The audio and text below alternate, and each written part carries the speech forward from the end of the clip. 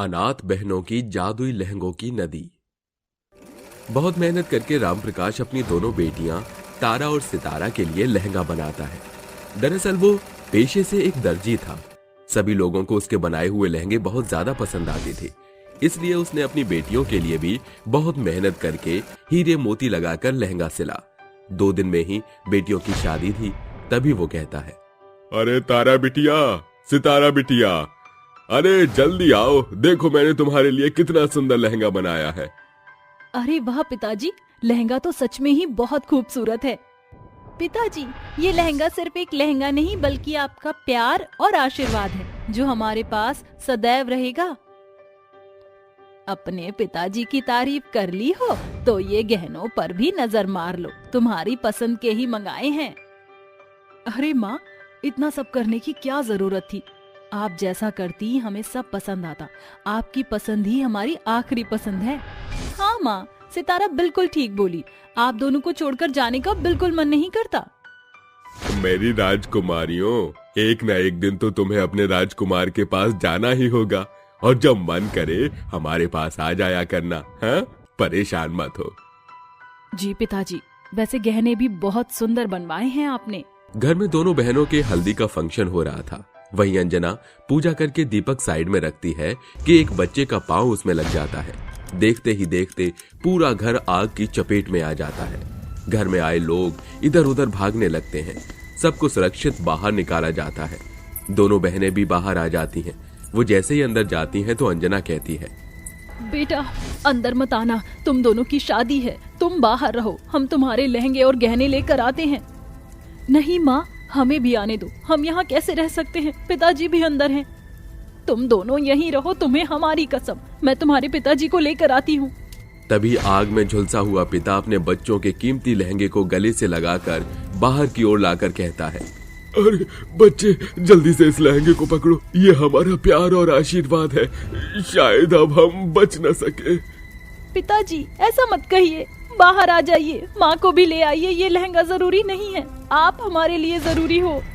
नहीं बेटा, ये लहंगा बहुत जरूरी है, आग की लपटें बढ़ती जा रही हैं, दूर हो जाओ यहाँ से। दोनों बच्चियां अपने माता पिता को बचाने के लिए जाती हैं। इतने में पूरा घर आग से ढह जाता है, जिसमें उसके माता पिता दबकर मर जाते हैं। उसी क्षण दोनों बहनें अनाथ हो जाती हैं। आसपास के लोग उन पर बहुत दया दृष्टि दिखाते हैं।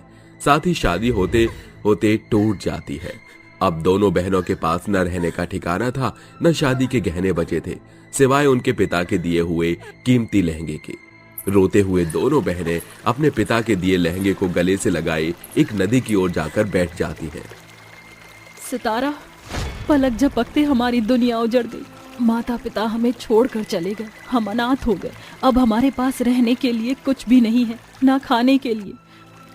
बसा बसाया शादी का रिश्ता भी टूट गया, पैसे जेवर सब चले गए। क्या हो गया? क्यों भगवान, क्यों? आपने हमारे साथ ऐसा क्यों किया? आप हमारा सब कुछ ले लेते, लेकिन हमारे माता पिता को क्यों बुला लिया अपने पास? तूने सुना ना पिताजी क्या कहकर गए थे? अब ये लहंगा ही हमारा सब कुछ है, उनका प्यार और आशीर्वाद। हाँ सितारा, पर हम अब क्या करेंगे? सब कुछ तो खो दिया हमने। भले ही हमने सब कुछ खो दिया, पर हमारे माता पिता का प्यार अभी भी हमारे साथ है। वो इतना कहती हैं कि तभी एक तेज तूफान आता है, जिस वजह से उनके हाथ से उनका लहंगा छूट जाता है और वो नदी में आगे जाकर बह जाता है। दोनों बहनें उस लहंगे को जाते हुए देख इस कदर रोती हैं कि उनकी आंसू सीधा नदी में जा गिरते हैं। अरे ये क्या? कोई बचाओ लहंगे को, वो बहकर आगे चला गया। क्यों क्यों क्यों? हमारे साथ ऐसा क्यों होता है? एक वही तो लहंगा था, वो भी आपने छीन लिया। हमें भी मार डालिए ना भगवान जी। आप सब कुछ छीन जाने पर आपने हमारे पिता का प्यार भी हमसे छीन लिया। अब हमें जीने का कोई अधिकार नहीं है, हमें मर जाना चाहिए।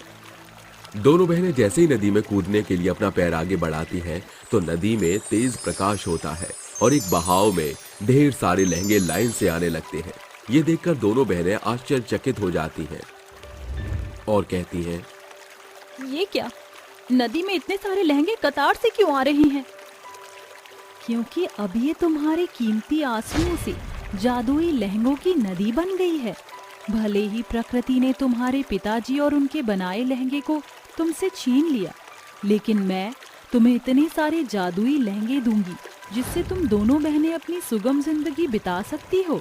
उनसे कुछ भी मांग सकती हो, उन्हें बेचकर पैसे कमा सकती हो, दूसरों की मदद भी कर सकती हो, अपने नए घर में भी रह सकती हो। क्या सच में हम ये जादुई नदी से लहंगे ले सकते हैं? हाँ, कभी भी कितने भी लहंगे आकर ले सकती हो। इन पर सिर्फ तुम दोनों का हक है। शुक्रिया नदी परी। तभी दोनों नदी के बहाव में से उतने लहंगे ले लेती हैं जितने वो अपने हाथ में ला सकती हैं। फिर एक जादुई लहंगे से कहती हैं, हे जादुई लहंगे, अगर तुम सच में जादुई हो तो हमें रहने के लिए घर प्रदान करो। सितारा के शब्द सुनते ही जादुई लहंगा उन्हें एक बड़ा सा घर प्रकट करता है, जिसे देखकर दोनों बहनें फूले नहीं समाती। तभी रसोई में खाना पकाकर वो अपना पेट भरती हैं और कहती हैं, बहन, अब वक्त आ गया है कि हम इन लहंगों को कल से बेचना शुरू करें। जब तक हम अपने पैरों पर ठीक से खड़े नहीं हो जाते तब तक शादी नहीं करेंगे। हाँ बहन। अगले दिन से अनाथ बहनें बाजार में खूबसूरत लहंगे बेचना शुरू कर देती हैं। सस्ते लहंगे देखकर बहुत लोग उनसे खरीदने आते हैं। अरे आप क्या बात कर रही हैं? सच में ये लहंगा 5,000 रुपए का है? इतना सुंदर। हाँ बिल्कुल, ये 5,000 रुपए का है। अगर आप 2 लहंगे खरीदेंगे तो आपको एक लहंगा फ्री मिलेगा। ऐसा है तो मुझे भी 3 लहंगे दे दीजिए। इसके हीरे, मोती और जरी मुझे सब बहुत अच्छे लग रहे हैं। मेरा दूल्हा मुझे देखकर पागल ही हो जाएगा। हाँ जी बिल्कुल, लीजिए आपके लहंगे। ये कहकर दोनों अनाथ बहनों से सभी लहंगे खरीदने आते हैं। देखते ही देखते उनके सारे लहंगे बिक जाते हैं, जिसके बाद वो दोबारा जादुई नदी से लहंगे लेकर आती हैं और फिर से बेचने लगती हैं। ऐसा वो 2-3 महीने तक करती हैं। आए हुए पैसों से वो गरीब बच्चों को खाना खिला देती थी, बूढ़े वृद्ध लोगों की सेवा करती थी और विकलांग बच्चों की चिकित्सा कराती थी।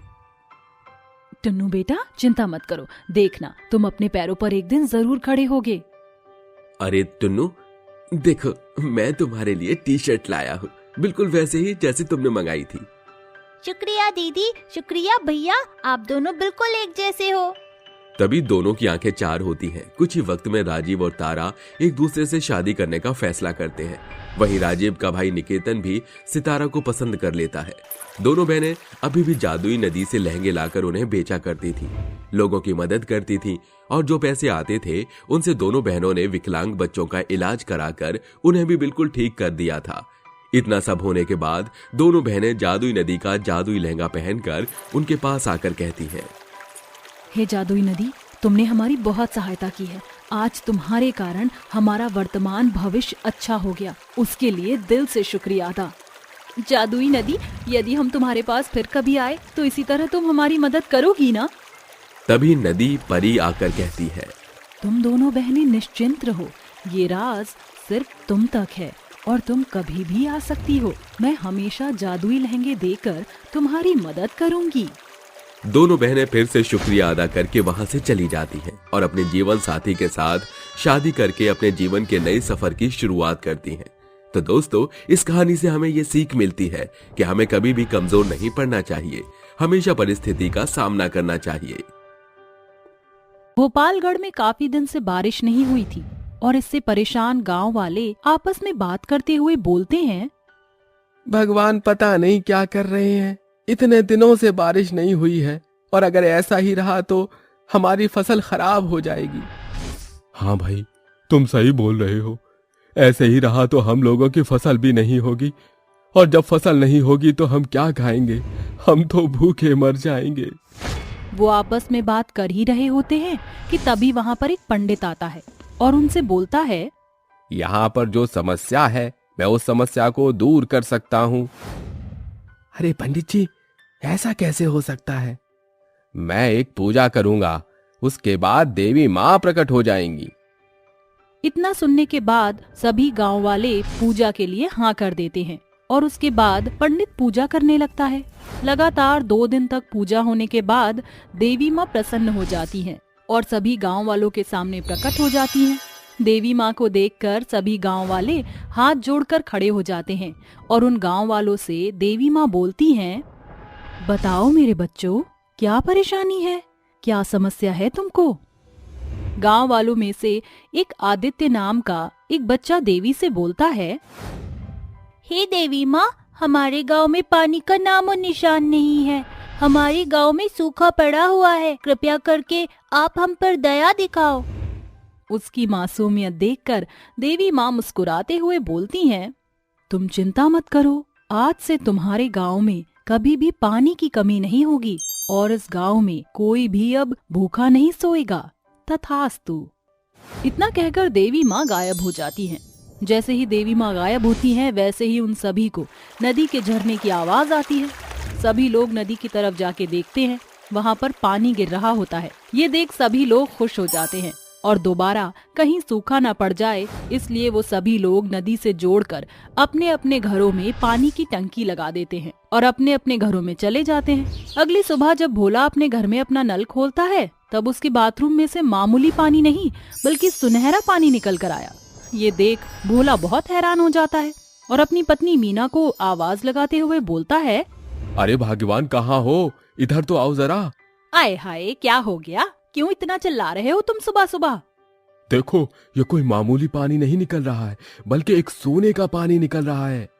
इतना कहकर मीना बाथरूम में जाती है और सुनहरा पानी देखकर वो भी हैरान हो जाती है और वह अपने पति से बोलती है, अरे हाँ भोला जी, ये तो सोने का पानी है। ये पानी सिर्फ हमारे घर में ही आ रहा है या फिर सबके घर में आ रहा है? पता नहीं भाग्यवान। वो दोनों आपस में बात कर ही रहे होते हैं कि तभी वहाँ पर गांव वालों की आवाज आती है। उनकी आवाज सुनकर भोला और मीना बाहर जाते हैं और गांव वालों से पूछते हैं, अरे बिरजू भैया, क्या हो गया है? तुम सब ऐसे बात क्यों कर रहे हो? अरे भैया, हमारे घर में तो सुनहरा पानी निकल रहा है। क्या? सच्ची? हाँ भैया, आखिर ये कैसे हो सकता है? वो सब आपस में बात कर ही रहे होते हैं कि तभी आदित्य आता है और गांव वालों से बोलता है, अरे तुम सब लोग भूल गए क्या? देवी माँ ने हमें आशीर्वाद दिया था कि इस गांव के लोग कभी भूखा नहीं सोएंगे और इस गांव में पानी की कभी भी कमी नहीं होगी। अगर ऐसा है तो ये सुनहरा पानी हम नहीं पी सकते। इसको हम बेचकर पैसे कमा सकते हैं, लेकिन पानी पी नहीं सकते। और जब हम पानी को नहीं पिएंगे तो हम जिंदा कैसे रहेंगे? वह लोग आपस में बात कर ही रहे होते हैं कि तभी वहाँ पर पंडित जी भी आ जाते हैं और उनसे बोलते हैं, इसका जवाब हमें नदी के पास जाकर ही मिलेगा। आखिर ऐसा क्यों हो रहा है? इतना कहकर पंडित और सभी गांव वाले सुनहरी नदी के पास चले जाते हैं और वहाँ पर वे सभी देवी माँ का ध्यान लगाना शुरू कर देते हैं। ओम नमो नमः। हमारे गांव में क्या हो रहा है? भगवान बता दो। वह लोग भगवान का ध्यान कर रहे होते हैं कि तभी उस सुनहरी नदी में से तेज रोशनी निकलती है और उसमें से देवी माँ निकलती हैं और उनसे बोलती हैं, मेरे बच्चों, तुम लोगों को क्या परेशानी है? तुम लोगों ने मुझे एक बार फिर याद किया है। बताओ, मैं तुम्हारी क्या मदद कर सकती हूँ? देवी माँ, हमारे गांव में पानी तो आ गया, लेकिन ये सुनहरा पानी है। ये सोने का पानी दूसरे गांव में हम लोगों को बेचकर खाना ले सकते हैं और अपना जीवन अच्छा बना सकते हैं, परंतु हमें पीने की पानी की आवश्यकता है।